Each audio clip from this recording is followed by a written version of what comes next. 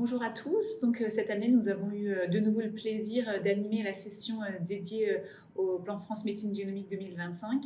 Et donc, cette session a commencé par une présentation sur les actualités 2024. Puis, nous avons eu le plaisir d'accueillir trois personnes coordinatrices ou impliquées dans les projets pilotes du plan France Médecine Génomique. Donc, tout d'abord, Frédéric, les actualités.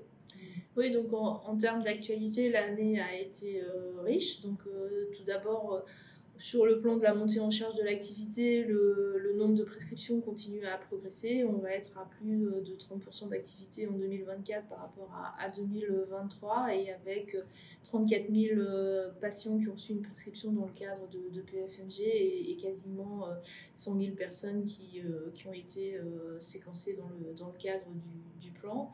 Et puis des nouvelles aussi sur le plan du parcours de soins avec en particulier de nouvelles préindications qui ont été validées, l'arrivée des séquenceurs plus performants dans les laboratoires de séquençage et puis par exemple la possibilité qu'ont désormais les conseillers en génétique de prescrire des examens dans le cadre du plan.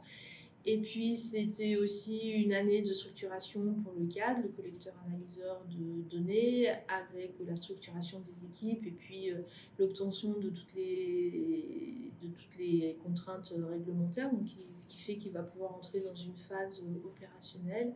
Et puis enfin, une année riche aussi sur le plan européen, avec la signature de nouveaux accords de collaboration, en particulier avec Genomic Medicine Sweden et puis l'Institut européen de bioinformatique, et la participation à des nouveaux projets européens comme Genome of Europe ou RDRA. Alors, je crois que c'est la grande question que tout le monde se pose. Et la suite ? Alors pour la suite, comme vous le savez, PFMG 2025 s'arrête en tout cas à une échéance en 2025. Donc il est prévu qu'un bilan soit fait l'année prochaine et puis tout un travail de réflexion prospective sur la suite qu'aura le plan au-delà de 2025. Donc, comme on vous le disait, on a eu le plaisir aussi d'accueillir trois collègues très impliqués dans les projets pilotes. Et en particulier, Glucogène commence. Oui, donc Glucogène pour les formes atypiques de diabète. Donc Jean-François Gauthier nous a expliqué que ce projet était maintenant finalisé et que les premières inclusions allaient pouvoir commencer très bientôt dans ce domaine attendu qui est au-delà du champ des maladies rares et des cancers et qui commence à adresser les maladies communes. Multisar qui est aussi très très avancé, voire quasiment fini.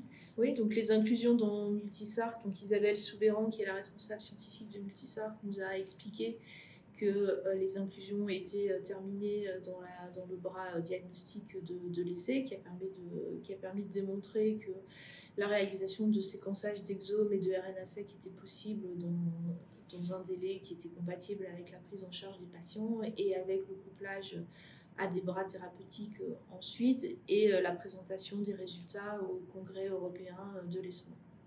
Et puis enfin, DEFIDIAC qui montre tout l'intérêt du séquençage du génome en première intention à la déficience intellectuelle. Oui, donc Hélène Dolphus, l'investigatrice principale de DEFIDIAC, a présenté les résultats de cet essai qui vont être très prochainement soumis à un article scientifique et qui montre effectivement l'intérêt du séquençage du génome complet pour les patients atteints de déficience intellectuelle, et qui nous a montré aussi tout l'intérêt des études ancillaires qui étaient menées dans le champ des sciences humaines et sociales.